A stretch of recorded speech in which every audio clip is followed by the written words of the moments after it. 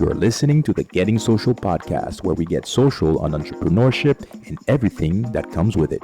Hello, everyone, and welcome to the Getting Social podcast. I am your host, Gaetan Policard. Traditionally, the definition of a power couple would involve mom holding it down at home while dad brings home the bacon.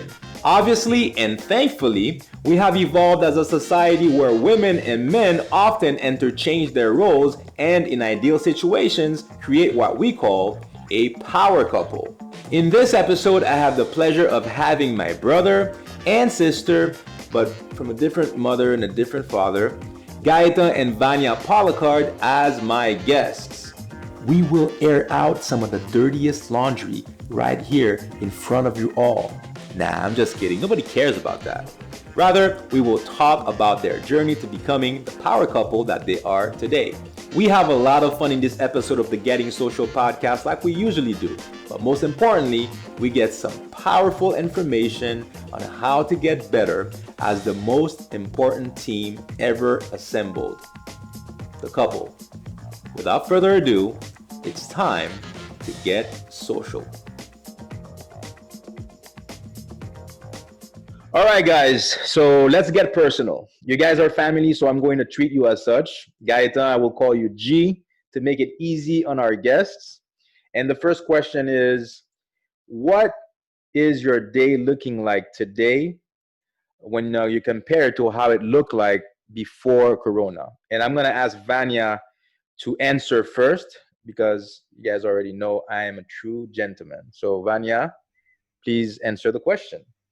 Okay, so thank you, Jeff, for choosing us and identifying us as a power couple. Truly honored and happy to have the opportunity to be a part of your podcast. So, a little bit of what my life looked like pre-corona.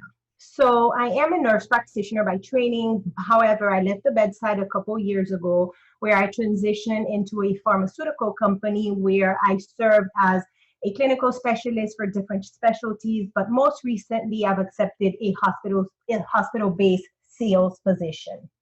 And in the past few years, I've had to travel quite a bit within my assigned territory. So with that being said, when I wasn't traveling before Corona, my weekdays were spent mostly working. That meant answering calls from my customers, teaching healthcare workers at various hospitals that I work in, and of course, learning. You never stop learning as a healthcare provider. And of course, spending time with my boys, that includes G, of course. And I like to say here too that I've always been a very active part of my kids' life. And I had the blessing to always had the opportunity to be a room mom, a room parent for my children. And with that opportunity, what you get is really easy access to their school, and you're able to be a part of the activities that are going on. So I really take a lot of pride into that because it truly has allowed me to be a close part of my boys' lives. So a little bit about fitness and my exercise routine. Personally, I'm one who really loves a home workout. Never really been a fan of going to the gym, waking up early. In the past, I've done Pilates twice a week, but really always I prefer a home workout. And my afternoons were really dedicated to homework, extracurricular activities with my kids, personal improvement. This would be my time to just read a book, watch a show, organize my house, prepare for the next day. And on weekends, we always enjoyed spending time with family, friends, eating out at restaurants, date night. Live music has always been a plus for us. And of course, for me, because I'm a planner, there's always something relaxing about just preparing for the upcoming week on a Sunday. There's just something about it that brings me great peace. So now fast forward to post-corona. Professionally, I can say that the adaptation has been easy because my work previously required quite a bit of remote interactions. So of course, I haven't traveled as much. So I've been home a lot more with my family. And I could say that the transition really has been excellent. At home, what can I say? I think every parent can relate here, and or even if you're not a parent, your routines are off. My kids, I can say they've had a pretty good schedule before all of this happened, but now honestly, I'm letting them be, and it's okay, and because they're also adapting to this new normal. Our social life, just to give you a side by side comparison, nothing close to what it used to be, but I'm also okay with it because I've used this time to reinvent myself and just learn new things. And I'm also taking it one day at a time. Very pleased with your answer. Very detailed. You can tell that you're a planner, and you plan your answer very, very well. I love it, and it gives us a good idea as how basically you were before and how you are now, and some of the challenges you have currently, and how you had to adapt. But one thing that stood out is that 2 years ago you said that you left the bedside as a nurse practitioner and now transitioning more into sales and into a lot of traveling and not really hospital visits, and knowing that now a lot of people on the front lines are actually experiencing, probably, I don't know, I can't even imagine the amount of stress or tension that they might have, or even pain in certain situations where they have to witness so much, chaos in the hospital. Would you say that you're happy that you've transitioned to where you are now professionally, because of this? And you imagine yourself maybe 2 years ago, if that had happened, maybe you would have to be on the front lines fighting with everybody else. How do you feel about that? Well, I can say that there's always a part of a healthcare provider that you kind of like to be in the action. I'm grateful because being able to keep up with a lot of my coworkers and my customers truly, it's definitely hard times for them, difficult times for them, a lot of uncertainty. A lot of them are scared. I'm grateful that I don't have to be a part of it, but of course you are called to serve as a healthcare provider, and if that's something, I even thought of volunteering at a certain point. But there's always a little part of you that just wants to be in the middle of the action, but just now it's not my time. I think for all of us, there's a lot to adjust to, uh, regardless of the profession that you're in. You used to travel a lot, and obviously now you're not going to travel, and that's a huge adjustment, for you. But for the better, at least in my opinion, because you get to stay home more and you adapt, and probably, hopefully, will also prove that traveling is not really necessary. It's just traditional.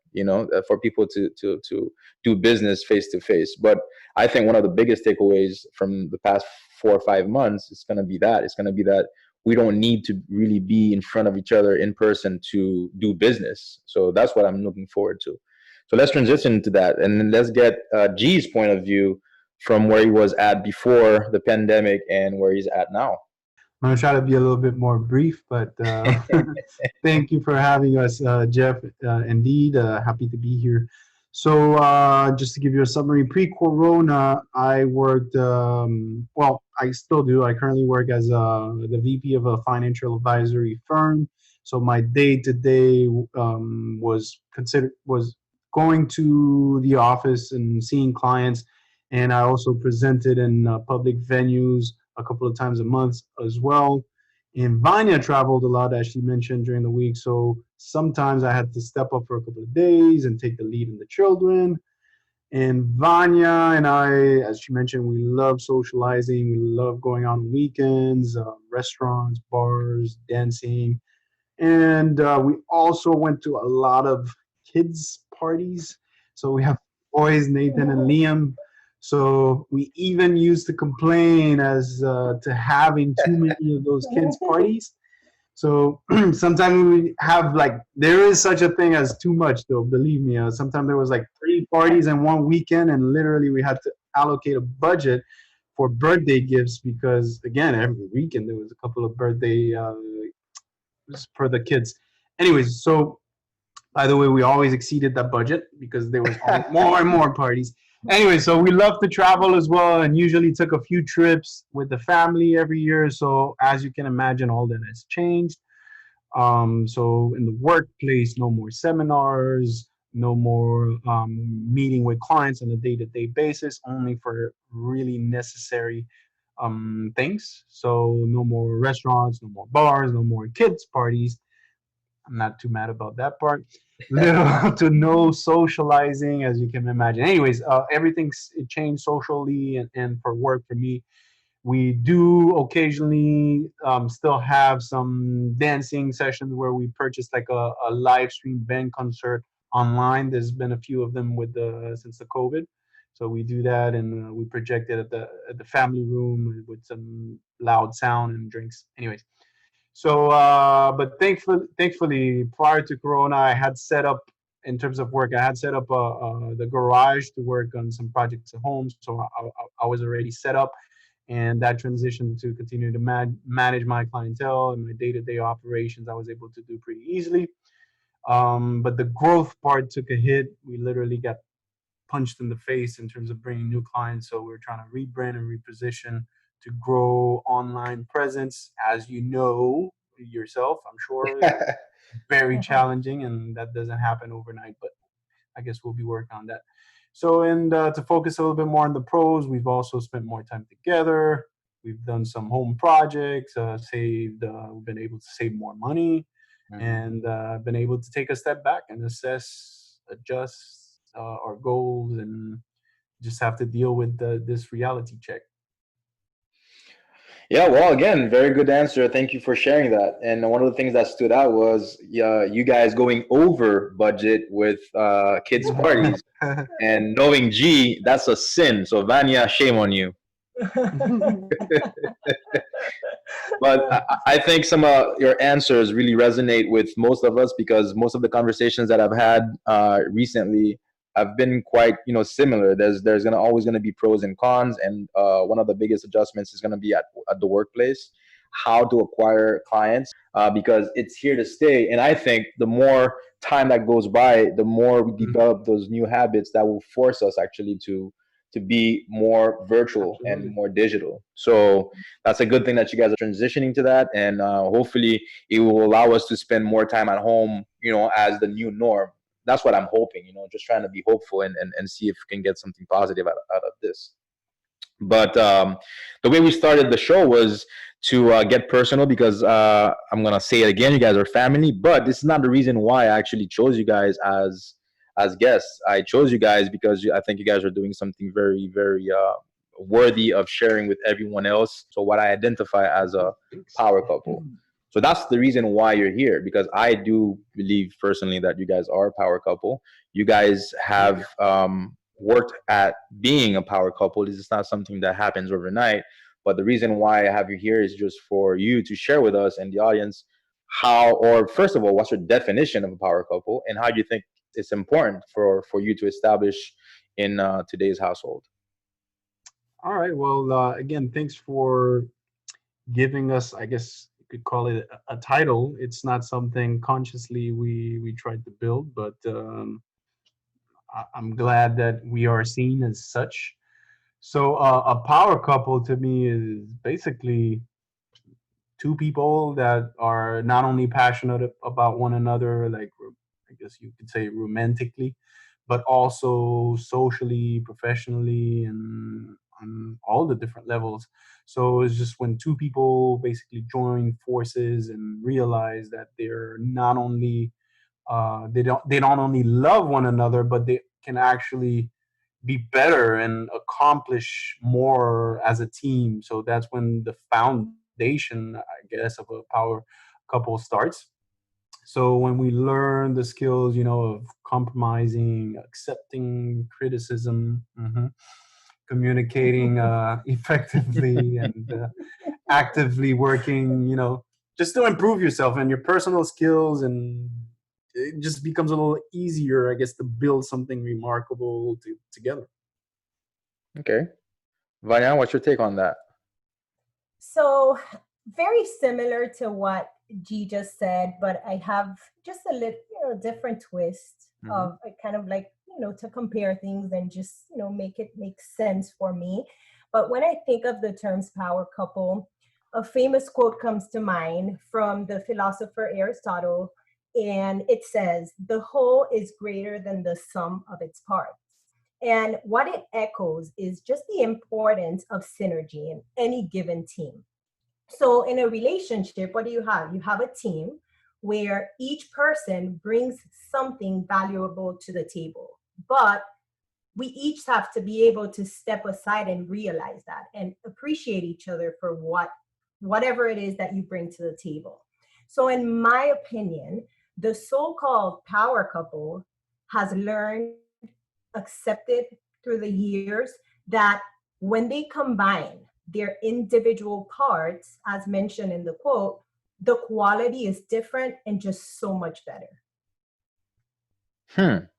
All right. Vanya went philosophical on us right there. That is some power couple stuff right here on the Getting Social podcast. If I had a sound effect board right now, I would be playing some sound effects. As she said, she plans a lot. I guess that was all the reading she was doing last night. Very good. Yeah, I mean, I think the definition is gonna differ from person to person, obviously, but I think the common theme here is having synergy with one another. Because obviously, if you don't have that in almost any situation, whether it's business, whether it's personal, social, with your kids, if you don't have any synergy, there cannot be any power. There cannot be any success, in my opinion. So, and that's for a couple, that's for a business partner, that's for having a great friendship, and that's for so many other things as a parent, all of that. Absolutely. So that it's the foundation, and synergy is the foundation. All right. So tell us. I know it's been a process. Obviously, I think you guys have been together for basically 20 years. So tell us about some of the challenges when building that powerhouse, some of the sacrifices that you guys had to make, and tell us overall what the whole process looks like. Because I don't think, in my opinion, again, I don't think it's something that happens overnight. It's something that you have to put work into. That's something that you have to sacrifice for. It's something that you have to go through challenges. Say it again. Just a little bit, yeah. Just a little bit. So, what were some of those challenges, if you can remember any, and the sacrifices that you made in order for you guys to be at this point right now? You want to go first? I can go first. But G doesn't want to say any challenges for him. So it's been super easy. So just, if you go back, just talking, in general, going back to my school days, right? Your psychology class, what do they tell you? For any successful relationships, you have almost like a recipe, right? You have important components that come into play. And to me, and they're not in order, I think on top of my list is communication. And why do I say communication? Because it's something that I have personally been working on, and I'm still working on it every day just to improve my communication skills. And this is in general, professionally, in my marriage with my children, just kind of expressing your feelings and getting your point across effectively. And we do, with my healthcare background, we do talk about that in healthcare, right? When you deal with errors and things like that in a hospital setting, for example, are we communicating with each other, or are we communicating effectively? So I think it's the same thing for us. So when, I have a misunderstanding, am I able to express what I'm feeling to my partner? So again, I still do a lot of work just trying to improve that every day. I think spending time with each other it sounds simple, but that's something that I think that we have both made in our, throughout the years, we've made it a priority, where we just, make time to be together, right? Whether it's watch a movie, discuss whatever it is, finances, as you could probably see here that my husband is very financially oriented.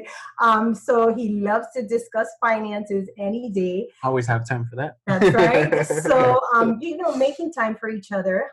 Another important one for me, and of course, this is completely personal, is just shared responsibility. Because of course, like Jeff mentioned at the beginning, times have changed, right? Women work and men work. So we're both actively out there just working on, getting paid so we, pay our bills and take care of our responsibilities. So for me, in the past, I've worked very long hours. I've traveled quite a bit for work. So you really have to depend on your partner and that other person. And I do it blindly because I have 100% trust that things are just going to be taken care of. I'm not worried. And that's how I'm able to deliver and be my best at work, right? And just do what I do well. So I am very grateful for his support, and I never take it for granted. And it's also letting the person know that. So that's something that has been extremely important for me because I've always worked. So respect. I can't say it enough. But I think that's something that comes naturally when you make your partner a priority. Automatically, then, respect will just flow naturally. And finally, I think patience, because we're constantly learning to accept and love each other. You have two people that come from two completely different backgrounds, upbringing, and you put them in a house together and you just expect them to coexist. Well, things are going to be different. I'm not going to fix the bed like you did when you were growing up. This is just an example. It didn't really happen. But it's just, you just have to learn to find love in everything that you do and just learning to accept each other in your day-to-day lives. And finally, I don't think we can talk about powerhouse without talking about finances, because finances, money, can be a huge source of disagreement in a relationship. So we could go on and on. We could talk about until tomorrow about finances and money in a marriage, or in a relationship. But what I have to say about it, and what I've learned through our challenges through the years, is that you have to talk about it. You have to make it an agenda item. Meet about your finances. Set goals. Gather your courage to tell your partner what you like and what you dislike. And also learning to respect their relationship with money the same way they need to learn to respect your relationship with money. And really, the simplest way, you just have to be honest. Mm-hmm. Okay, I'm gonna ask G to add to that, but from a different perspective. So you've said something in the beginning of your answer, or maybe it was the previous answer, that the whole is greater than the sum of all its parts. And I think this resonated with me as part of your answer because what I'm looking for also from you guys is the balance. And I think towards the end of your answer, you started talking a little bit more about the balance between you guys. Like, for example, G is financially oriented and focused, and you are more on the planning side. So for me, I think a team, because you guys, power couple is a team of two, but it's still a team. And when I look at sports, I'm a big fan of basketball, as you guys already know. You're only as strong as your team. You might have the best player in the world. A lot of times, if you don't have a team that's on the same page, it's not a powerhouse. And it might be talented. It might have, again, the best player, the best coach, whatever, the best city, the best fans.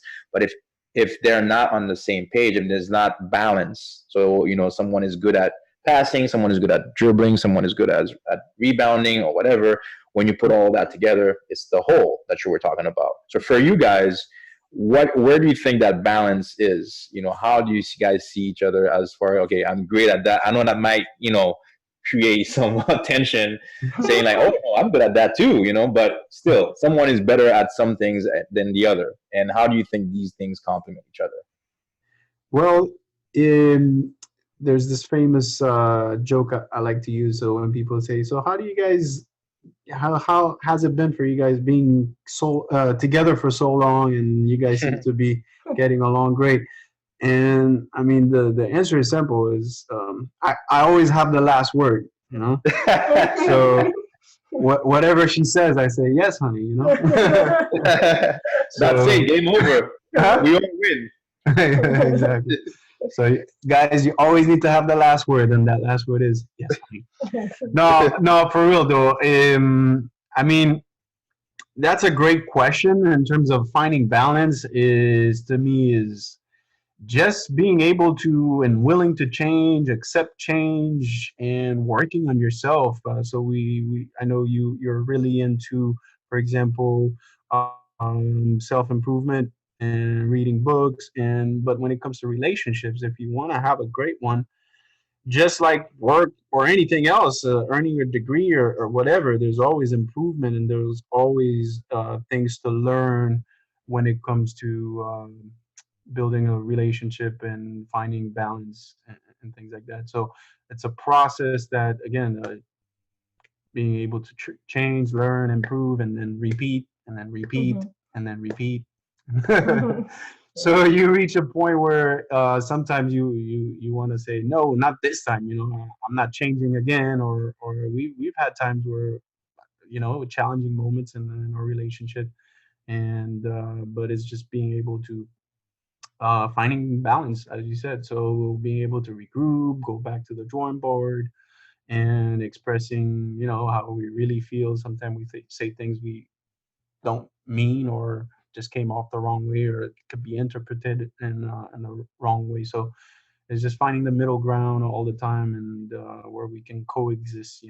Well, look, I mean, first of all, you were one repeat away from being in trouble because I was like, please don't say it again. Yeah. And in terms of the challenge, I mean, the big one is failure, because you have to be able to not only realize that there is going to be failure, and you just have to overcome that failure. And and building something great is never going to be a walk in the park. So, and you are going to fail no matter what. So if you just have to move on from that failure, and then again regroup. Well, jokes aside, another thing that resonated with me from your answer is, yeah, you should be working on yourself a lot. You should be working for work, your profession, self improvement and all that kind of stuff. But you should also work at the relationship or on the relationship and also at the relationship, because if it's also a process, if you don't put in the time, and that's true, and I think sometimes, and I'm guilty of it too, not spending enough time to work on the relationship and everything around it, to focus on how I can improve myself and improve for the other people Hmm. in my family. But it's important to also work at the unity and the team that also runs the household. So that's a great piece of advice, and I think a lot of people miss that, and I think that's why maybe they're not, power couple, quote unquote. And I think that's where it is. Even as teammates, also, it's the same thing. You have to Yeah. sacrifice for each You other. You have know, to work on your own personal skills, like your mhm. workouts, but also the team practices, are as important, if not more. You know. I see it so many times, and I hear it even from friends and other people. You know what? That's just the way I am. And if she doesn't like me that way, then so be it. Hmm. Then we hear it every day, and it just doesn't work that way. And then that goes for everything. Again, even for a friendship or something, you gotta be able to compromise, and yeah, reinvent yourself. And if you really want to have a healthy relationship, it goes both ways. Each person has to not only adapt, but also, hey, I realize he doesn't like, or maybe when I use this approach, it resonates better, so let me try this different approach. So for a relationship, work relationship, and that's definitely not any different for a marriage. Yep, that is a very wise way of thinking. So that's for sure super important. If anything we can take away from this interview, I think it's one of the most important parts. So that's the foundation, in my opinion, and that's something that we should all revisit for sure. So, but let's continue on, because this is the foundation of what we're going to be talking about in the next few minutes. And a recurring theme in my recent podcast have been the ability to adjust and identify pockets of opportunity in our new reality. And you guys are a true testament to that, because you just launched a product, resistant bands. One of the hottest products, and resistance bands allow you to work from home, allowing your body to be shocked a little bit because it's not used to those type of movements. It's not used to that type of resistance. So your muscles need to adjust a little bit. But anyway, well, what I want to ask you guys is the process of coming up with the idea, number one, and getting on the same page as far as, okay, we're gonna do this, but we're gonna do this together, because it's obvious that you guys are collaborating on this and using each other's strengths that you guys have been working on for the past X number of years to create a product, and sell it online. So walk us through that process. Well, I have to give Vanya the credit for wanting us to work together on the business, Hmm. because it is something that she's been preaching for years, always asking, "Hey, babe, we should try to build a business and do something together." But we've always been, so busy with our professional lives that we never really got to it, and never had the chance to really sit back and come up with something. So with COVID, so as we mentioned earlier, we were able to take a step back and we found more time together and stuff like that. So we put our efforts together and started something, from the ground up. So in terms of the direction we took and why we went with resistance bands and the fitness industry, I'd say, is because we've always been into health and fitness ourselves. We're not the gym type though. Like, so you mentioned you go to the gym, for example, a couple of times a week. We've both tried it throughout the years, and it's, I don't know, it never worked for us. So we've always been into fitness though, but we've always done workouts at home. We'll do like from videos. We've had trainers over FaceTime even before COVID. This is becoming really popular now, but it's something we've been doing over FaceTime, having a coach. I don't know. There's something about doing workouts in the comfort of the home that just worked for us, from years back, even before. So when COVID hit, we again started thinking of ideas, and we realized that the most exercise equipment was being sold out everywhere. So you can even find dumbbells right now, right? I think you were telling me you were looking for a pair as well online, and it's just not available. You're on a waiting list or back order or whatever you want to call it. So we thought to ourselves, hey, I mean, things are changing and people are probably going to continue to work out from home for a while. So that might be a good window of opportunity. And then from there, together we did some research, contacted some suppliers, and the whole 9 yards. And Commit was built. Anything you want to add, babe? I Nice. think you said mostly everything, but at least for me, I can say I wanted to have fun in the process. Like I mentioned earlier, post COVID, I guess the way I've been dealing with, I shouldn't say my anxiety, but just I've been a little overwhelmed with everything going on and just our world changing, and the way I've managed that is just by keeping busy, learning new things, and just doing a lot of home projects. Like I've done things that I never would have done pre-COVID.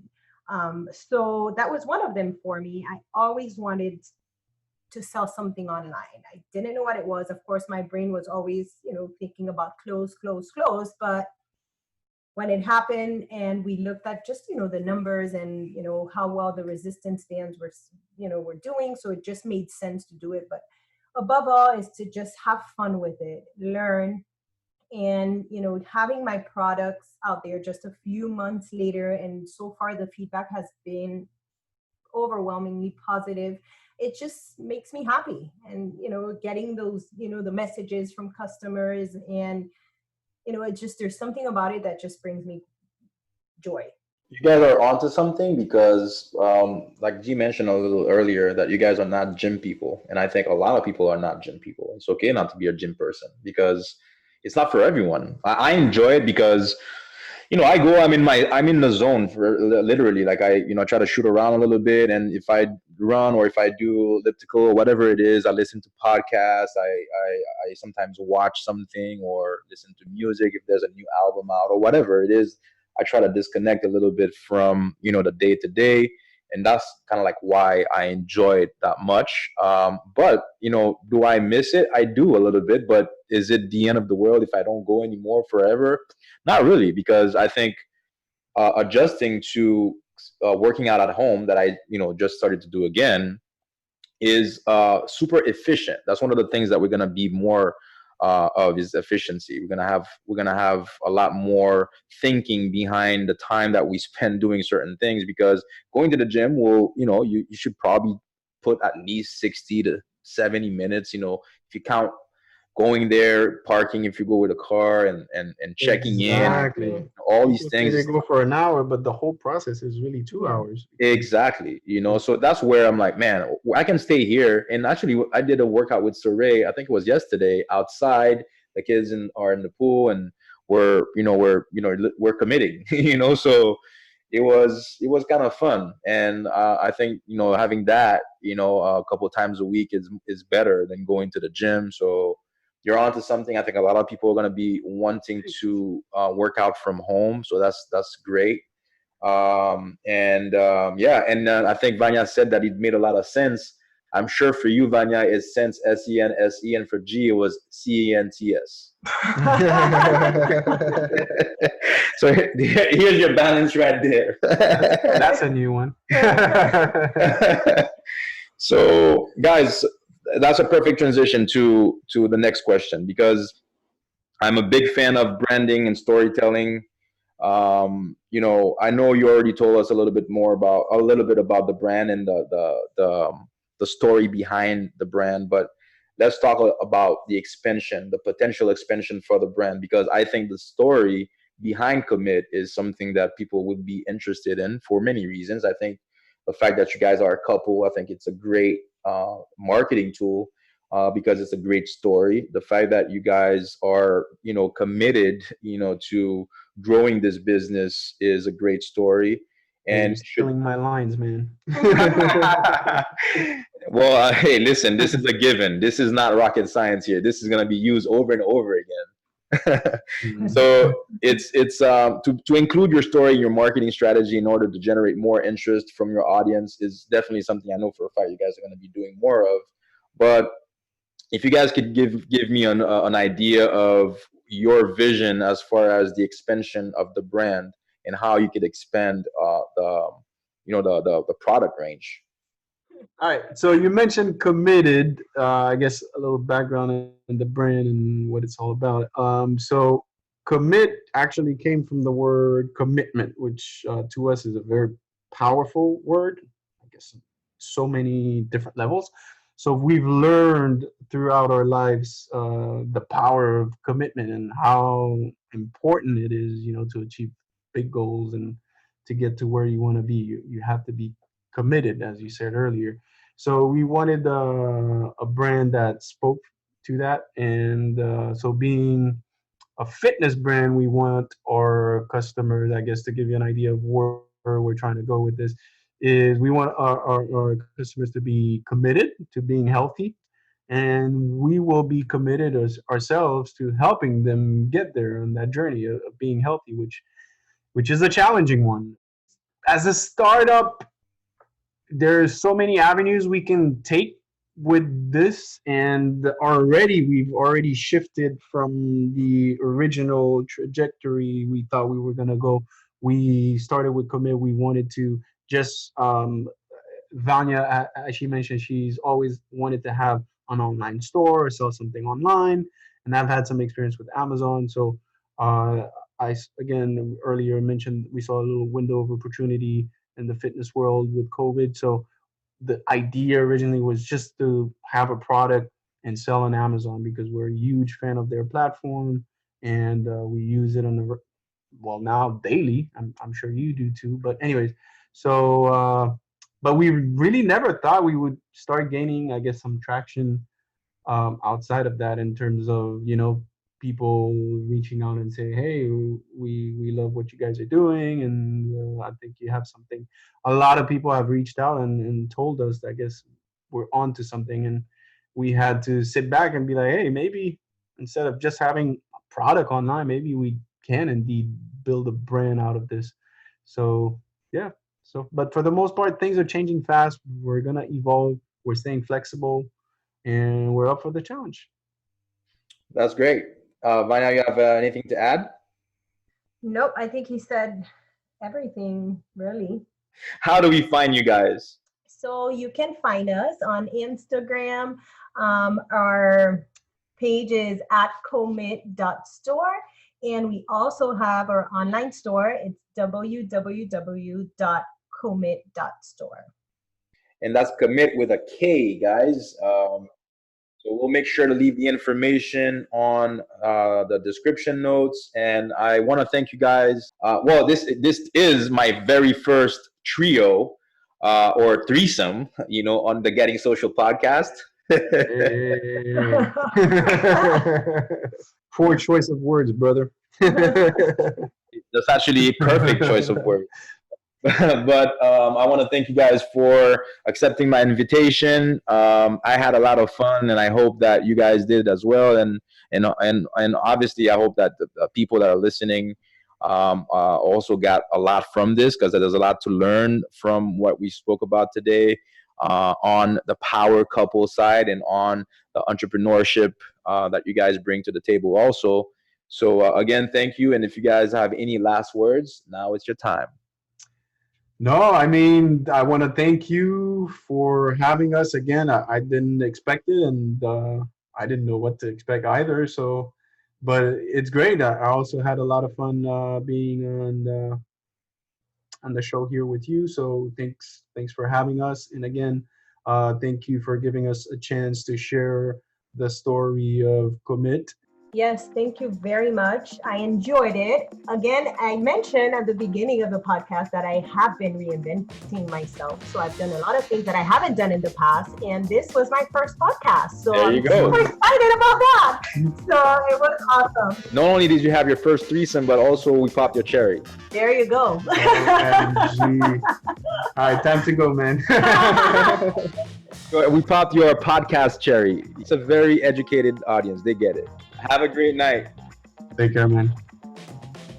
Thank you for listening to the Getting Social podcast. If you know a friend that would benefit from this episode, please share it. And remember to subscribe and review.